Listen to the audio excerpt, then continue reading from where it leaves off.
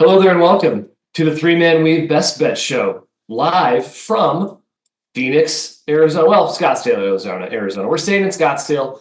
Phoenix is not the best Final Four city, if I'm being honest. Yes, we're actually around a table right now. We can all touch each other, do things to each other, play footsie under the table. We are a Three-Man Weave. Hello. You've probably seen the show. We talk about the games and we give you best bets. Today, there's only two games. It's the Final Four. We watched the NIT, Jim, from a bar in Scottsdale. Our Sycamores, unfortunately, fell short where Indiana State stands here. But a good effort. That's all the NIT talk I'm going to do. Just shirts to SLU. Come on, Billikens. Fire up, Billikens. SLU is now going to be America's team. There. If all five guys transfer there, Matthew, you agree? No, they aren't. They've already been anointed America's team. Seton Hall got no love. I felt bad that the entire country was rooting against Seton Hall and what felt like a quasi away game. But shouts to Shot and the boys. My question for you is: are you going to love next year's SLU team more or less than this year's FAU? Less. Interesting. Okay. Although I have higher expectations for next year's SLU team. Okay. All right. No, that's probably a bridge too far. Fellas, the takeaway I want to make sure we bring up is if you want every illegal screen called, be careful what you wish for. Foul or no foul? I'm okay with people saying it was a foul. Foul or no foul? But didn't watch it. If you want that called a foul, every screener will foul out in 5 minutes. That's just kind of be careful what you want. Be careful what you wish for with that. Yes. Go ahead. I've never seen something so heavily debated with such strong convictions on both sides. People are like, you idiot, that was a foul. Me personally, you idiot, that was not even close to it. When I set a screen, I'm setting an illegal screen 90% of the time. Yeah, every screen is illegal. Yeah. Every screen is illegal. Everybody puts their head in, everybody puts their elbow out. At the British. This is what you did. This is what you did. Yeah, absolutely. All right, fellas, let's talk men's basketball. Let's talk Final Four in Phoenix, because that's where we are. We're here. We're going to be live from the stadium today, watching the game from the media section. Let's talk about the games. NC State Purdue is where we're going to start off. DJ Burns versus Zach Edey. That is the story. That's the story here, fellas. Will DJ Burns be able to hold up to Edey? Matthew, I talked about the weight and size difference. Burns, he is 275. He is 6'9". Big boy. Zach Edey, 7'4", 300 pounds, and wide. Thoughts? No, I think accurate descriptions physically of both. Yes, those are their measurables. Check and check. Correct. DJ Burns, the mid-range, the float game, he's going to have to show us something in his bag, Jim, that we haven't seen much this tournament, right? His back down is not going to work against Mr. Edey. Is he going to guard him? Right. Also that too. I think you could see some cross-matching with Clark and Wren, or, they could go smaller with Mason Gillis if they want to really pick on. Let Edey be the help guy. Right. And then, again, Mason Gillis is the X factor in this game for Purdue. We got butt naked open looks last game, could not convert. You love that term now. You're welcome for that. You didn't give that to me. That's been around for a while. I said butt naked, and you kind of ran. No, NBA guys have said it for years. Stop it. Retract that take. Wow. Anyway, big picture. I do think he's the key in this game because Purdue's non-Edys will get tons of open looks. And we saw last game they were sort of, a bit hesitant to step into him with confidence and knock him down. I think today, if they do, it's a runaway. If they're shaky and it turns into the Zach Edey versus NC State thing, even with the concerns I have with Burns scoring against Purdue inside, I think it's going to be closer than people think. My 2 cents. All right. Well, yeah, I would imagine NC State likely hangs around too. It's not the double-digit seed or spread, that I expected. Fun stat for you boys: 11 seeds historically against 1 seeds, 5, 1, and 1 against the spread. Typically a matchup in the Elite Eight where the 11 seed has made that run. You get the George Mason over UConn game, the outright upset in the Elite Eight. This is a rare 11 versus 1 in the Final Four. I don't really think that changes the context, but I do think it speaks to sometimes the 11 seed's probably just playing super duper well. Yeah. That's where this NC State team is at right now. You probably can't measure them on the merits of the entire season because they've just been better than that over the past month or so. So I do feel like it's a little bit high. I expect Purdue to kind of have that tense up moment late. Yeah.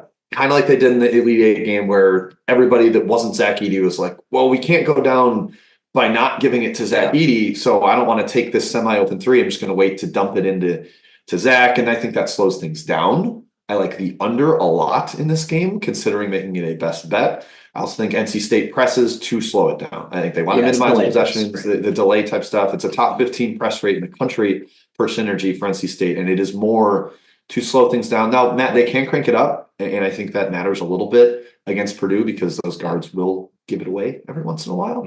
But yeah, I under is my favorite bet in this game.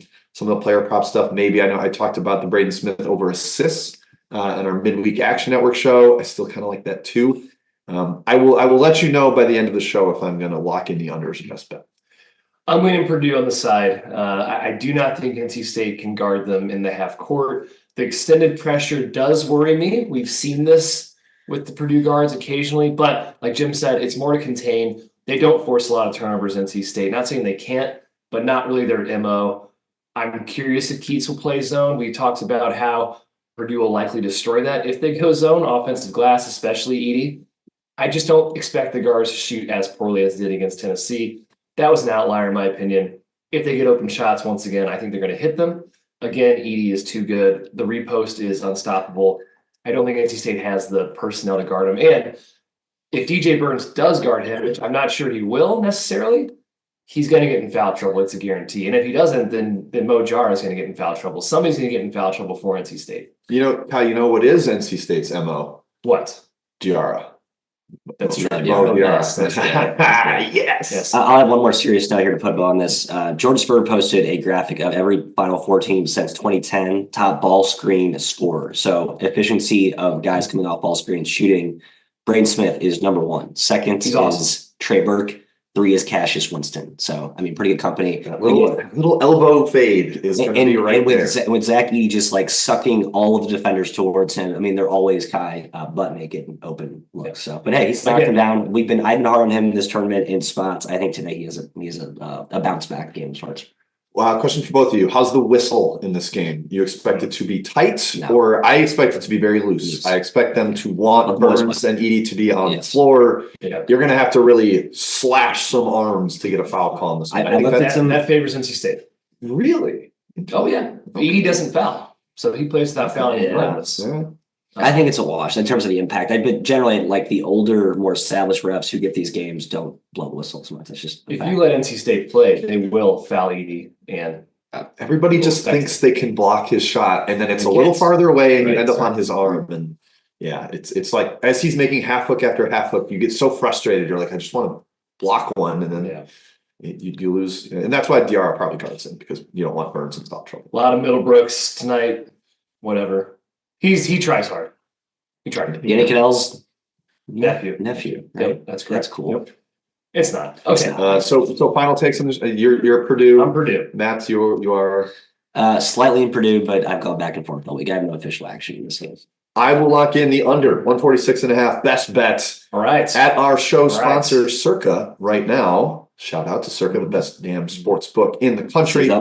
Best bet under 146.5. I will also have a best bet from the late game.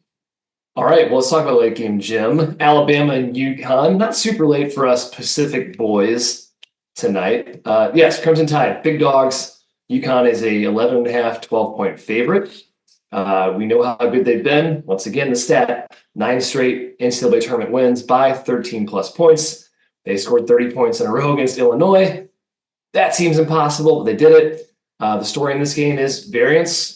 Alabama's going to have to hit a lot of threes. We heard Nate Oates speak yesterday on the court when Alabama was practicing. He clearly is aware that Klingon is a huge matchup issue for them. They will try to spread them out. I expect Grant Nelson to play a lot of 5. Grant Nelson was practicing a lot of threes, Jim. Perhaps that's the direction you want to go in this game. Yes, yeah. Matt, what did we bet there? Grant Nelson over 0.5 threes. Made Jim minus 140, I think is the line we got. I mean, he will take at least 3 or 4. Like he's going to take them because they like Oates has been very direct. Like I said, we're not going to go at Klingon. Multiple players have said that. There has been some like subtweeting of the Illinois game plan where Alabama is like, we're not going to do that. We're not insane. So I think you're going to see that try to spread them out, play the small ball lineup. Maybe Klingon absolutely eats Nelson on the other end. The way he posted up Hawkins early in the Illinois game, just like put him under the rim and dunked on him. I think we'll see that if Bama goes small, but on the other side, they're going to try to outscore him with triples. Nelson's going to go up with them. You probably could bet if it's available, the Jaron Stevenson threes over, I think is worth a look. I think that is a big part of the Tide game plan today. Yeah, I mean, I took the Tide. I feel like I'm stupid and I'm going to regret that about 5 minutes in, but I do think there's enough shooters where they keep it close and they're not going to be stupid and bang their head against the wall and go at Edie hard, or sorry, Klingon at the rim. Um, Also, we mentioned this last year, I think on the action show, but Final Four teams closing above -11. There's only been four since 1974. All four times the dog covered, all four times the favorite won outright. So close games typically. So both well for Alabama here. I'm taking out as well, just because the number two, bless you, by the way. Sorry. Yes, Matt is Under the a little under weather. the weather. That's why he flew out late. He had to cozy up in his little bed. Absolutely It bad. definitely wasn't because we were at the bars pretty late last night as well. Yeah, it's a cherry on top, but Yes, spread too high. Just 12 points. UConn's awesome. They're probably going to win, but I think plus 12 is a better side to be on in this game. 11.5 at circa, Mr. McKay. Okay, I got 12, so I'm sharp. So is that just the issues, the playing thing, right?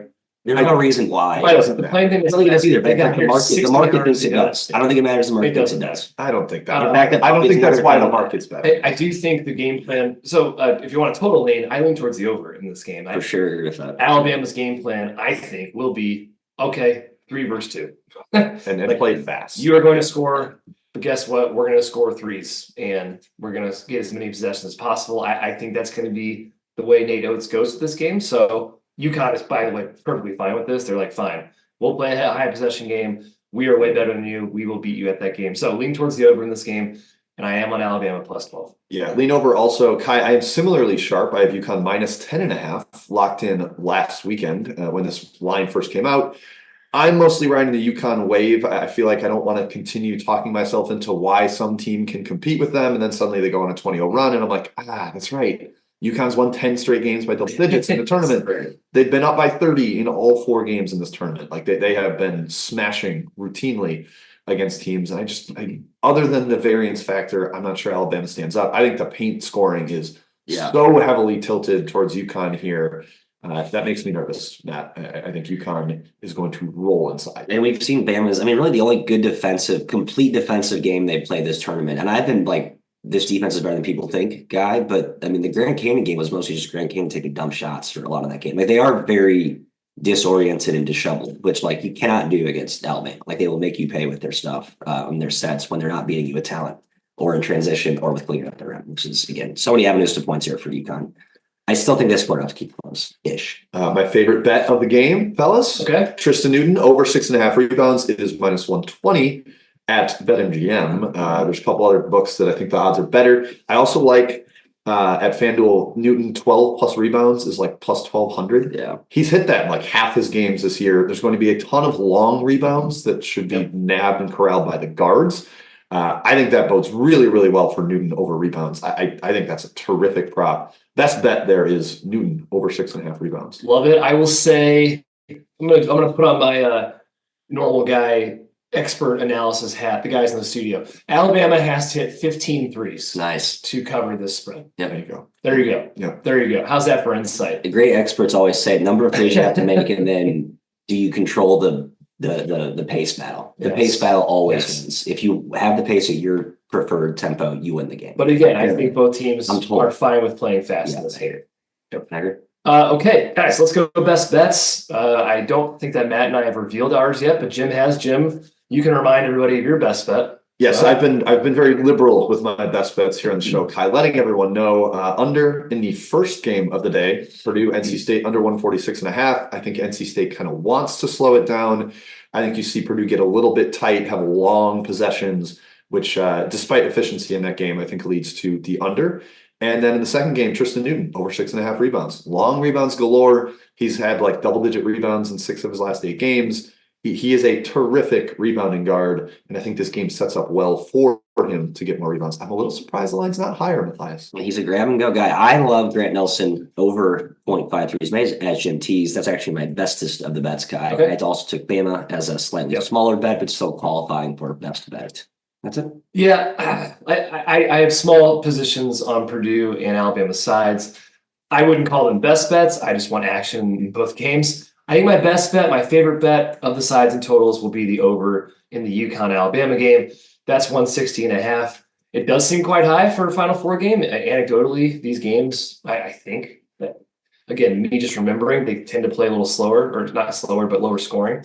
The whole cavernous environment thing. We'll be doing live shots of the court today when we're out there in Glendale. But we will investigate inflate game yeah, for sure. For purposes of the show, we'll go over 160.5 Alabama UConn for the best bet.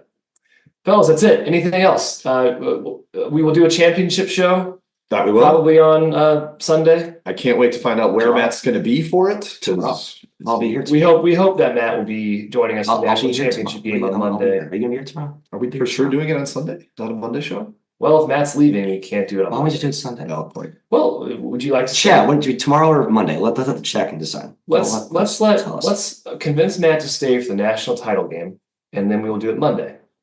I think I'm going to nominate a chat member to take my place for a meeting. So let us know if you're interested in flying out to Phoenix or if you're in the area. We will let you You know. can be me for a day. Pretty cool. Thank you for joining us. Subscribe and like the video, please, on your way out, and we will see you either on Sunday or Monday. Enjoy.